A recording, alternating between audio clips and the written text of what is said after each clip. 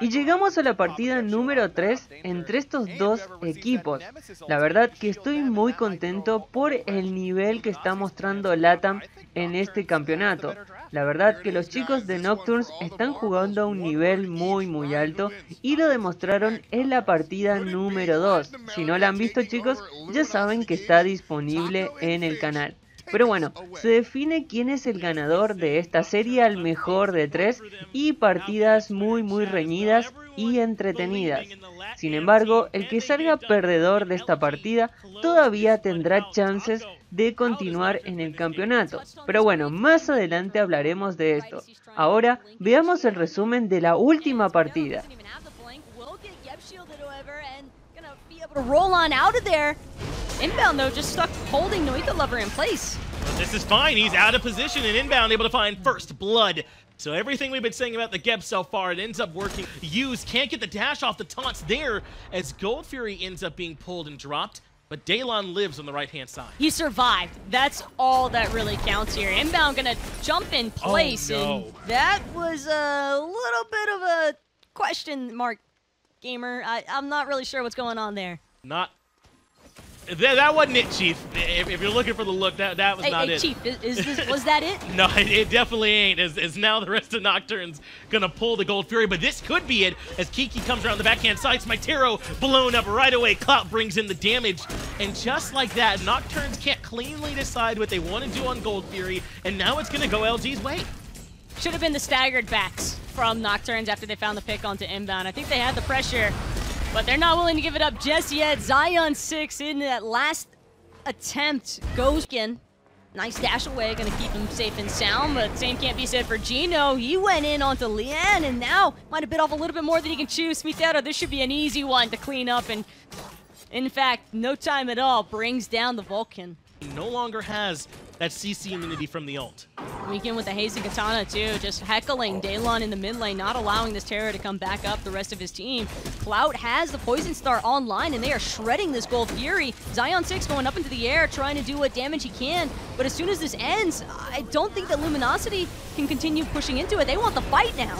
Well, Noi2 Lover's very low on the backside. Already Gino's used his ultimate, but now he's stuck in between Smitero and everyone else. He ends up falling. Noi2 Lover could certainly end up falling to Weekend with the Haste and Katana. That makes it 1-for-1 mid for support, but Nocturns can't feel too bad about that one. They got Gino and took out that Vulcan, but it's LG who are going right back to the Gold Fury.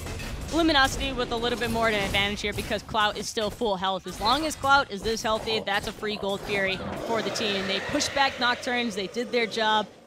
They don't want to take. Clout, though, down to half health from pulling that Pyromancer without any assistance from his team. And now Nocturns, they could be the ones that very well want to take this Pyromancer for their own. And I think they're going to get it. Jump over the wall from inbound, going to end up catching out two, but no one to grab in that Ragnarok. They unleash the objective. Nocturns grab it after Leon drops down the ultimate to make sure that they confirm it. Geb Shield is there so that Daylon can keep up the aggression, but can't find anyone with the root.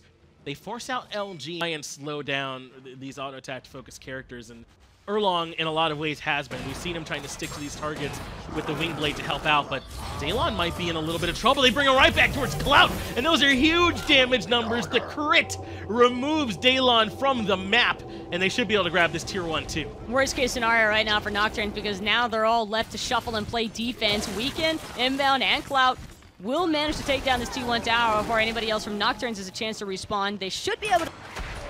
It absolutely does. They instead rotate over to the mid lane to grab this tier 1. And right now they're spreading the map on Nocturnes quite well. A good two-man Cataclysm comes out. Lightning Storm's right there, but Clout is the one that finds Noi2 Lover. Gino removes Smitero from the game as well. The LG do have some low HP bars. Zion 6 gets 2 snipes, can't find the third. That's enough to bring inbound low, but not to find the kill.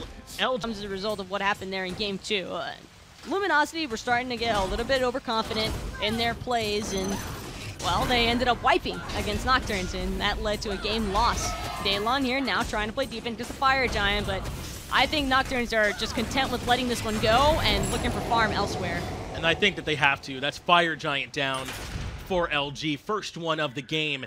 And now a relatively large power spike for them as well. They've got the Golden Experience lead. The Fire Giant adds to that, and a couple tier 2 towers to go grab.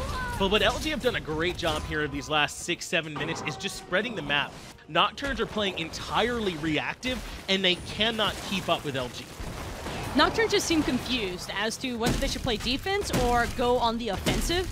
And as long as Luminosity can keep Nocturne spread super thin. Difference at this point, it's all about the goal differential as Inbound jumps in aggressively. He has found Leanne, but immediately they've got the Geb Shield there to help out. Daylon goes in for the Earth and Fury, but he might pay for it with his life. He's rather low. Here comes the ultimate right at his feet from Gino, but he's low as well and has to run away. Nice snipes from Zion, but it's not going to be enough. Gino still left standing as Weekend brings down Noita Lover. Huge blow to Nocturne's defensive line here. Without that Geb, those shields are not going to be able to cleanse much of anything or provide that additional little bit of health. It's going to be that much easier for them to come in, but they will not have Gino for it. He's in the jungle trying to heal up. Inbound jumps in aggressively while they let Clout do the work onto the Phoenix. Meanwhile, Weekend finds the Phoenix in mid lane as well. Clout now has to airstrike away, and he is able to retreat. They turn their attention towards Inbound, who buys Clout just enough time to retreat, but the two-man stun is there. Daylon gets Clout and takes the cloak away from Inbound. Zion still trying to go aggressive here, but Weekend's looking entirely at Daylon. Shell will be popped. Haze Katana not going to be able to close the gap, but Zion, he doesn't have enough mana to roll out. He's just going to get spammed by Weekend into his death. And Haste Katana means he can stick right on top of that target. One more important kill for the jungler coming out from Luminosity Gaming. Mid Phoenix already down. Left side Phoenix is crumbling to rubble as well. Nocturnes trying to collect their defenses, trying to keep their hopes alive. This said, 1-1-5 on this Fender, and he's been a real conundrum for Nocturnes trying to deal with. Smatero, though, is too far forward all on his own. The blink does get him away from the Magma Bomb. The ultimate's there just for the heal to give himself some more survivability. They will see him on these minions, but I guess he's okay with it. They're going to keep chasing him. That is some time wasted, at least for now, as Clout is going to hunt him down. Clout's not going to let this one go. He knows Smitero is right around the corner, and Smitero has no idea that he's also got Inbound with him. This is one dead Erlang if I've ever seen it, and any hopes Nocturnes might have had of contesting this Fire Giant go out the window as soon as Smitero falls. And a lengthy timer he'll get as his punishment for overstepping on the order side of the map. Another 50 seconds until we'll see him again. Nocturnes will instead fall back for the defense. Game, whoever it may be, and right now, it's looking like it's LG. Nice Cataclysm in from Noita Lover. Inbound already falling incredibly low. ZEUS ultimate going to come out on top as well, but Inbound will stay alive thanks to that Athena ultimate and the shell. It's enough to keep him alive, and Weekend finds the double. He's sticking to Noita as well. Triple kill for Weekend on the Nemesis and letting him hear it. You thought you were going to stop him here? Well, you're not. LG going to be able to find their way on through in the upper bracket. It was not easy, but they take down Nocturnes here in Game 3. Still a little bit too close for comfort if you ask me, Finch. Luminosity might in Luminosity's favor. Y bueno chicos, a pesar del gran nivel que demostró Nocturns, no pudo llevarse la partida. La verdad que fueron 3 partidas geniales y me pone muy contento saber que el nivel que tiene Latam es bastante grande y puede ser parte de este campeonato sin problemas. El nivel es genial y demostraron que están a la altura de ser parte del campeonato. Pero tranquilos que vamos a seguir viendo acción por parte de Nocturns porque el día jueves tendremos la ronda de los equipos que han perdido para ver si pueden continuar en el campeonato. Así que espero verlos a todos el día jueves haciéndole mucho aguante al equipo de Nocturns para que pueda continuar en el campeonato porque la verdad que se lo merecen muchísimo. Así que bueno, nos veremos el día jueves. ¡Adiós!